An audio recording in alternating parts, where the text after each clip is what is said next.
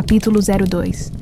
Ben emergiu da escuridão devagar, como um mergulhador subindo de águas muito profundas. Os sentidos voltavam um a um, hesitantes.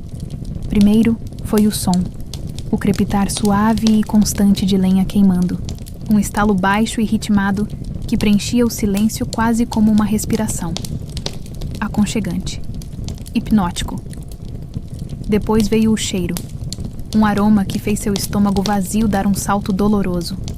Sopa caseira, daquelas encorpadas, cheirando a ervas, legumes cozidos por horas e talvez um toque de carne defumada. Um cheiro que prometia calor e sustento. Onde eu estou? Pensou ele, ainda pairando naquele limbo entre o sono e a vigília. A última coisa de que se lembrava era o frio cortante da mata e o cansaço esmagador. De repente, um movimento no canto do olho. Seu corpo reagiu antes que o cérebro pudesse processar. Deu um salto da poltrona macia onde apagara, o coração disparando como um trem desgovernado. O susto quase o fazendo desabar no chão irregular do vagão. Tentou balbuciar um pedido de desculpas, uma explicação, qualquer coisa. Mas as palavras se recusaram a sair, presas na garganta seca pelo pânico. Sua mente patinava, tentando entender, e então ele o viu. Sentado tranquilamente numa poltrona do outro lado da pequena lareira, como se estivesse ali o tempo todo, observando-o dormir, estava um homem. Um velho. Mas havia algo nele que não era apenas velhice. Seus olhos, de um azul vívido, pareciam brilhar com a mesma intensidade das chamas alaranjadas da lareira, e continham uma profundidade serena, o olhar de alguém que já viu séculos passarem e não se impressiona facilmente. Um homem de pouco mais de 60 anos, calvo, com uma grande barba cinza prateada que descia até o peito. Vestia uma camisa branca com suspensórios de couro e uma calça jeans gasta. Seus olhos azuis vivos contrastavam com o rosto marcado pelo tempo, mas cheio de ternura. Tinha o porte robusto de um lenhador, embora sua expressão fosse tranquila e acolhedora. Eu não fiz nada, juro! As palavras finalmente escaparam de Ben, atropeladas, a voz fraca e trêmula como a de um rato encurralado. Só estava com frio e cansado. A porta estava aberta. O velho ergueu uma das mãos calmamente, a palma aberta num gesto universal de paz. Um movimento lento e deliberado que parecia ter o poder de dissipar qualquer ameaça ou pânico no ar denso do vagão. Está tudo bem, meu jovem. Tudo bem. A voz dele era calma, grave, mas com um timbre quase musical. Você é bem-vindo aqui. Não precisa ter medo. Na verdade... E aqui seus olhos azuis brilharam com uma faísca enigmática, quase divertida. Talvez eu estivesse mesmo esperando por alguém como você. Ben sentiu um arrepio gelado percorrer sua espinha, eriçando os pelos da nuca. Esperando por mim? Como assim? Aquele homem definitivamente não era um simples eremita que vivia num vagão abandonado. Havia algo mais ali. Algo antigo. Algo poderoso? Ele não sabia nomear, mas sentia. Eu sou o Ben, conseguiu dizer, ainda tremendo um pouco, odiando a própria vulnerabilidade. O velho sorriu. Um sorriso genuíno que suavizou as rugas ao redor dos olhos.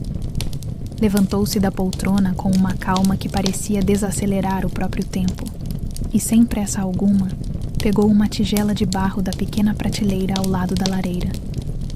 Encheu-a com a sopa fumegante que borbulhava em um caldeirão sobre o fogo. O meu nome é Levi, disse ele, direto, enquanto estendia a tigela para Ben. Cuidado, está muito quente. O aroma agora era quase insuportável de tão bom, preenchendo cada fresta do vagão. Hesitante, ainda desconfiado. Seria outra armadilha? Ben aceitou a tigela. O calor que emanava dela era real, reconfortante, aquecendo suas mãos geladas e dormentes. Levi lhe deu também um pedaço de pão escuro, que parecia ter sido aquecido na manteiga. Comeram em silêncio por um tempo, um silêncio denso, quebrado apenas pelo crepitar do fogo e pelo som de Ben sorvendo a sopa quente. A quietude era tão profunda, tão carregada de não ditos, que o próprio tempo pareceu esticar, desacelerar, como se aquele vagão existisse numa dobra separada da realidade lá fora. Como você veio parar aqui, filho? Perguntou Levi por fim, a voz ainda calma, mas com uma nota de profundidade que fez a pergunta soar menos casual e mais significativa. Ben engoliu em seco, quase se engasgando com um pedaço de cenoura. Filho. A palavra ecoou em sua mente com um peso inesperado. Ninguém jamais o chamara assim. Não com aquele tom. Era uma palavra que pertencia a outros garotos, a outras vidas. Tentando disfarçar o nó, que se formou instantaneamente em sua garganta, respirou fundo o ar quente e enfumaçado e começou a falar, a contar sua história miserável. Olhou para um ponto qualquer na parede escura do vagão, os olhos desfocados, como se não quisesse encontrar o olhar penetrante de Levi. Sua voz saiu baixa no início, hesitante, quase como se temesse acordar as próprias memórias dolorosas que tentava manter adormecidas. Eu não devia estar aqui, Levi. Ninguém sabe onde eu estou. É que eu fugi. Levi franziu levemente o senho, mas permaneceu em silêncio, ouvindo com uma atenção que Ben não estava acostumado a receber. Meus tutores. Acho que eram isso. Eles me pegaram depois que meus pais morreram. Não porque gostavam de mim, claro, mas porque eu servia para eles, para enganar os outros. Fingiam que eu era aleijado, que não podia andar. Diziam que eu tinha sofrido um acidente terrível. Qualquer história que desse pena. E eu tinha que ficar lá, encolhido num canto sujo, ouvindo eles inventarem aquelas mentiras deslavadas sobre mim, enquanto passavam o chapéu pedindo dinheiro. Se eu reclamasse, se eu tentasse me mexer, apanhava. Se eu tentasse dizer a verdade para alguém, era pior ainda. Muito pior. Ele fez uma pausa, respirando fundo, sentindo o gosto amargo da humilhação na boca. Foi então que eles desconfiaram de mim. Acharam que eu estava contando a verdade escondido. Então armaram para mim. Mandaram uma mulher. Ela se fingiu de boazinha, sabe? Disse que queria me ajudar, me levar para casa dela. E eu, idiota, eu contei tudo para ela. Mostrei que minhas pernas estavam boas, e eu podia andar, correr, mas eles estavam ouvindo, escondidos. Levi pousou a mão pesada e quente sobre o ombro de Ben, um gesto de solidariedade silenciosa, mas Ben mal registrou, perdido na torrente da memória. Me deram uma surra. Me jogaram dentro de um carro velho, fedorento. Disseram que iam me largar num orfanato no meio do nada, um lugar onde ninguém nunca mais me acharia. Mas no caminho, o carro quebrou. Enguiçou bem no meio de uma estrada deserta. E enquanto eles brigavam um com o outro, xingando as ferramentas e a mim, eu ouvi um som, um trem, passando ali perto. Uma locomotiva enorme, cor de ferrugem, barulhenta, engatando vagões de carga num pátio ali do lado.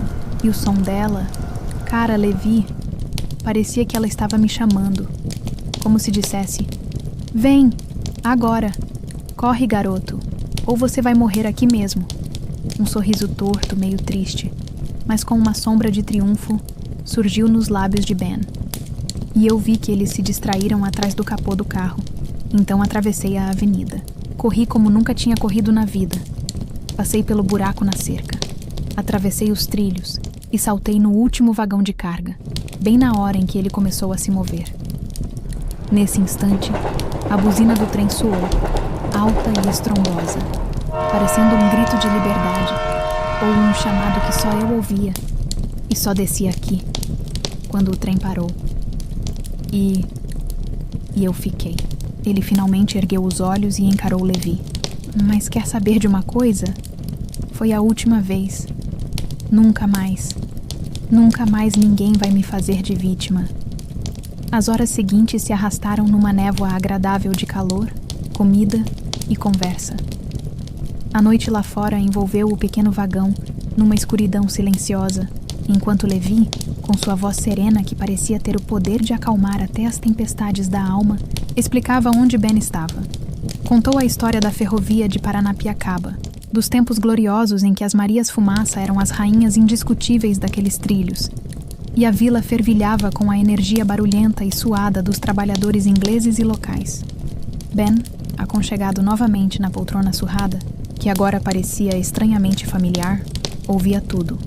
Os olhos fixos nos gestos lentos e expressivos de Levi, que pareciam pintar quadros no ar enfumaçado.